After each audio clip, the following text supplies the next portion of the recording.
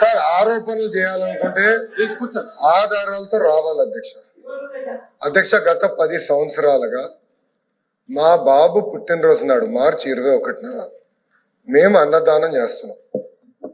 గత 10 సంవత్సరాలు మార్చి 21 మేము బాబు పేరు పైన అన్నదానం చేస్తాం. మీరు అలాంటి వాళ్ళపైన ఆరోపణలు చేస్తున్నారు. నంబర్ 1.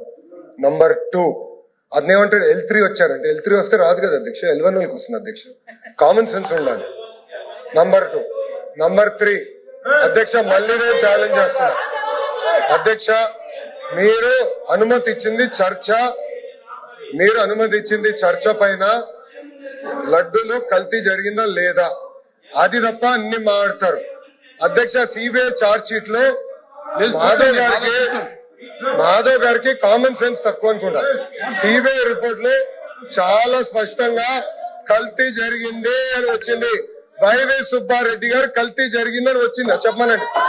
రెండోది ఈ రోజు ఏమంటున్నారు అధ్యక్ష వీళ్ళు తెలియపోవచ్చు. ఇప్పుడు మార్కెట్ ప్రైస్ పెరిగింది. నెయ్యి కల్తీ చేసి నెయ్యి సప్లై చేయమంటారా 300 రూపాయలకి?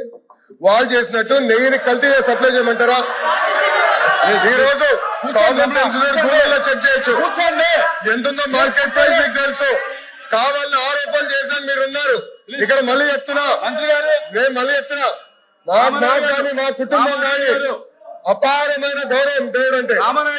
మేమేనాడు మాకు రైట్ ఉన్నా ముఖద్వారం నుంచి క్యూ కాంప్లెక్స్ నుంచి వెళ్ళిన ఘనత మాది. మీ నాయకుడు కనీసం సంతకం పెట్టినా మీరే మారుతారు.